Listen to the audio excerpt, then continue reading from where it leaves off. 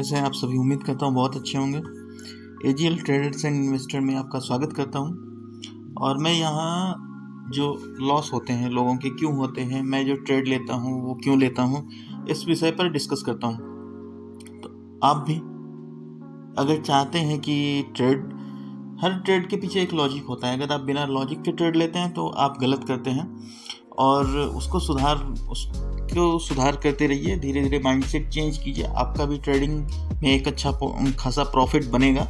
मैंने बस स्टार्ट किया है मेरा इस ट्रेडिंग अकाउंट में, जिससे मैं आप लोगों को बताता हूँ। इसमें मात्र 15,000 से स्टार्ट किया हूँ और जो भी मेरा प्रॉफिट होता है 15,000 से अबव, मैं उसे विड्रॉल कर लेता हूँ, उसे यूज़ कर लेता हूँ। क्योंकि प्रॉफिट को हमेशा आप अगर उसी में छोड़ देंगे तो ज़्यादातर मैंने ये देखा है कि लोग उससे फिर बड़ा लॉट परचेज कर लेते हैं। इस कारण से आपकी लॉसेस होने स्टार्ट हो जाते हैं और जो भी आपका प्रॉफिट बना है वो भी आपका लॉस में धीरे धीरे कन्वर्ट हो जाता है। तो इसलिए इससे अच्छा है कि आप उस जो प्रॉफिट कमाएं उसको विड्रॉल करें, उसको दूसरी चीज़ में या तो इन्वेस्ट करें या फिर आप अपने पर्सनल यूज़ के लिए उसे यूज़ कर सकते हैं।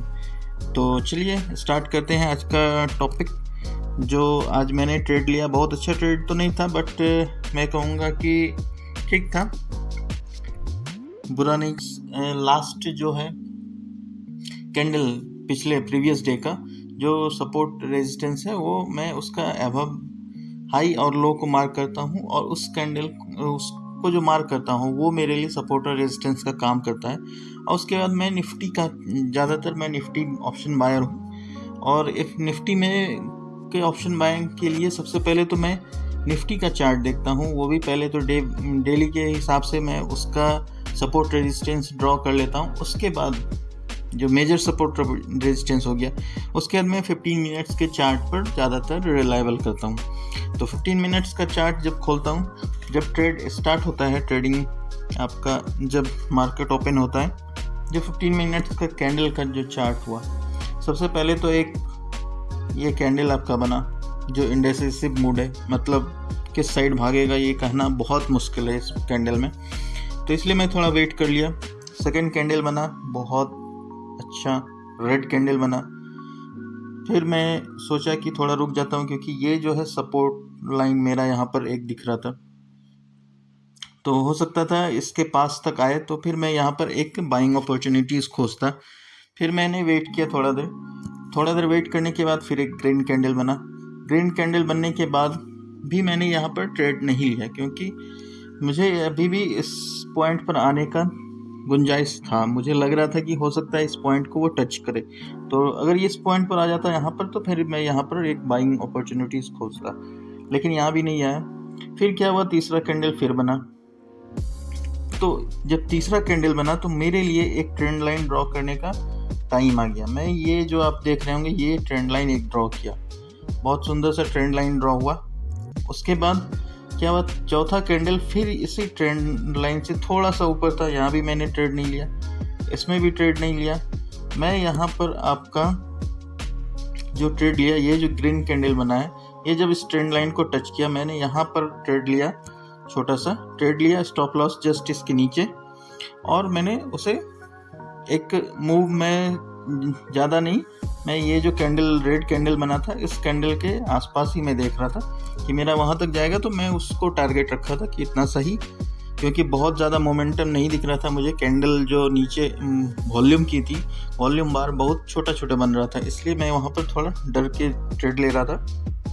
क्योंकि जब मैं ट्रेड लेता हूँ तो मेरा मकसद सिर्फ ये रहता है कि मुझे ग्रीन में बंद होना है, रेड में बंद नहीं होना। मतलब मेरा पोर्टफोलियो ग्रीन में होना चाहिए, चाहे 200 हो, 500 हो, 1000 हो, कोई मतलब नहीं, लेकिन पोर्टफोलियो मेरा ग्रीन में बंद हो, इस बात का ध्यान रखता हूँ। इसलिए जब मुझे अच्छा मौका दिखता है तभी मैं उसमें एंटर करता हूँ, नहीं तो नहीं करता हूँ, मार्केट देखता रहता हूँ। तो ये आपको भी करना है। और एक बात बता दूं, अगर आप नए हैं चैनल पर तो अभी सब्सक्राइब कर लें और फॉलो देखते रहें मेरे वीडियोस, पिछले वीडियोस, आपको उससे कुछ ना कुछ ज़रूर लर्निंग होगी। और ये जो है डिस्क्लेमर एक दे देना चाहूँगा कि ये एक एजुकेशनल पर्पस के लिए वीडियोस बनाता हूँ, ना कि किसी को इन्वेस्टमेंट टिप में दे रहा हूँ। सब अपने अपने अनुसार अपना ट्रेडिंग करें या फिर फाइनेंशियल एडवाइज़र की सलाह लें। और अगर आप नए हैं और बिल्कुल स्टॉक मार्केट में नहीं हैं या फिर ब्रोकरेज से परेशान हैं, ऐसे कुछ उससे लेके रखे हैं ब्रोकर से, तो आप एंजल वन और जेरोधा के साथ अकाउंट ओपन कर सकते हैं। डिस्क्रिप्शन में मैं लिंक दे दूंगा, आप उस पर क्लिक करके फ्री ऑफ कॉस्ट अपना डीमैट अकाउंट ओपन करा सकते हैं। चलिए फिर आगे बढ़ते हैं। मैंने इस कैंडल पर लिया और यहाँ पर मैंने अपना टारगेट रखा था, मतलब एक ही कैंडल में मेरा टारगेट अचीव हो गया। फिर मैं रुका, फिर ये कैंडल हुआ, फिर ये क्या है, इस लाइन पर आया। ठीक है, तो इस लाइन पर आया तो ये जो है डे हाई के पॉइंट पर जब आया तो मैं यहाँ पर एक बाय का अपॉर्चुनिटीज़ ढूंढ रहा था। जैसे ये इस लाइन को टच करके इतना ज़्यादा वो छोड़ा, मतलब रिजेक्शन हुआ ऊपर से, मैं थोड़ा सतर्क हो गया वहाँ पर कि हो सकता है ये मार्केट एक बार इसको तोड़े।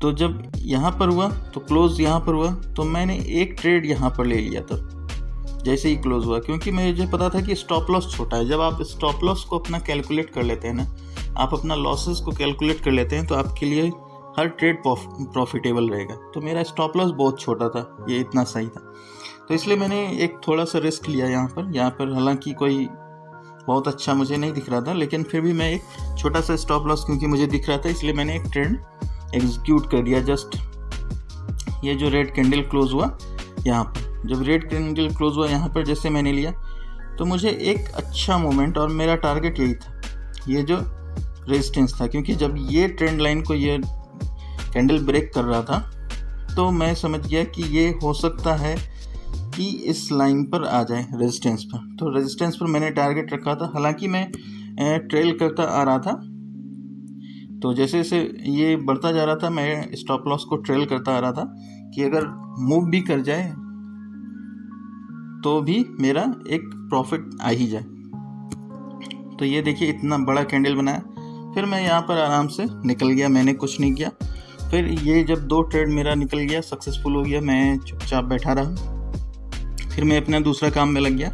तो लास्ट टाइम में मैंने फिर क्या देखा, मैंने देखा 2 बजे के आसपास में जब देख रहा था, तो देखा कि काफ़ी कैंडल बीच में बनी हुई है, और मैंने एक ट्रेंड लाइन ड्रॉ किया। जैसे ट्रेंड लाइन ड्रॉ किया तो आप देखेंगे कि ये जो है, मैं इस समय तो नहीं, हाँ, ये जो ग्रीन कैंडल बनी थी आपकी, ये कितने ग्रीन कैंडल जो बनी थी आपकी, तो उस समय मैं एक बार सोच रहा था कि हो सकता है, क्योंकि मैं ट्रेंड लाइन एक ऊपर से ट्रेंड लाइन ड्रॉ कर चुका था और एक नीचे से ट्रेंड लाइन ड्रॉ कर चुका था। वो 1:45 की कैंडल थी, तो उस समय मैं आ गया था अपने घर। तो इसको मैंने एक बार ट्राई किया कि एक ट्रेंड लाइन ड्रॉ करता हूँ, देखता हूँ कुछ अगर मिले तो फिर मैं लेता हूँ। तो यहाँ पर ठीक मुझे एक मिल गया ट्रेड, क्योंकि ये ट्रेंड लाइन को सपोर्ट किया, मतलब रिस्पेक्ट किया। उसके बाद दूसरा कैंडल रेड बना, ये हुआ, उसके बाद दूसरा रेड बना, ठीक इसका क्लोज पर मैंने एक ट्रेड लिया और यहाँ पर स्टॉप लॉस रखा। और ये जो है ये नीचे वाला जो ट्रेंड लाइन मैंने ड्रॉ किया था, क्योंकि तब तक इतने सारे कैंडल बन चुके थे, तो आराम से ट्रेंड लाइन मेरा छोटा सा ड्रॉ हो गया। तो मैं टारगेट यहाँ पर रखा था। तो आप देखिए कितना सुंदर ये एक ट्रेड मुझे एक ही कैंडल में मिल गया। तो इस तरह कर करके छोटे छोटे कैंडल्स पर आज मैंने बुक किया, क्योंकि मार्केट में बहुत ज़्यादा वन साइडेड मोमेंटम नहीं दिख रहा था। तो ऑप्शन बायर के लिए ये बहुत बड़ा रिस्क रहता है। तो इसलिए जब भी आप ऑप्शन बाइंग करते हैं तो आप हमेशा जो हाई प्रोबेबिलिटी ट्रेड हो उसी को आप लेने का कोशिश करें, नहीं तो आप बहुत ज़्यादा लॉस में आ जाएंगे। इसलिए जब भी देखें कि ऐसा कुछ ट्रेंड लाइन, आप देखें, चार्ट को देखना स्टार्ट करें। चार्ट को जब देखेंगे तो आपको कुछ ना कुछ वो बताएगा। और मैं सच बोलूँ तो कुछ नहीं देखता, मैं सिर्फ निफ्टी का चार्ट देखता हूँ, वो भी ओपन, और इसमें कोई भी आपका इंडिकेटर यूज़ नहीं करता। और इससे ज़्यादा से ज़्यादा अगर मुझे थोड़ा सा कहीं पर कन्फ्यूज़न लगता है तो मैं एक वॉल्यूम चार्ट देख लेता हूँ। वॉल्यूम चार्ट देखने से एक कंफर्मेशन आती है कि हाँ, इस ट्रेड में जो है, मतलब ज़्यादातर लोग आ रहे हैं, इन्वॉल्व हो रहे हैं, या फिर निकल रहे हैं, सेलर्स हैं ज़्यादा कि बायर्स ज़्यादा हैं, तो वो कंफर्मेशन मिल जाता है। इसलिए तो फिर मैं ट्रेड लेता हूँ और छोटा सा प्रॉफिट लेके निकल जाता हूँ मार्केट से। जितना आप मार्केट में बने रहेंगे कंटिन्यू, क्योंकि आप ट्रेडर है, इन्वेस्टर नहीं, आपको ये माइंडसेट चेंज करना होगा। आप अगर कहीं पर लेके बैठ जाएंगे तो फिर आप दिन भर उससे पकड़ के रखेंगे तो आपको ज़रूर ये लॉस लेके जाएगा। इसलिए आप ट्रेडर हैं, जैसे आपको प्रॉफिट मिले आप बुक करें और फिर दूसरे ट्रेड पर का वेट करें। आज के लिए इतना ही, मिलते हैं अगले।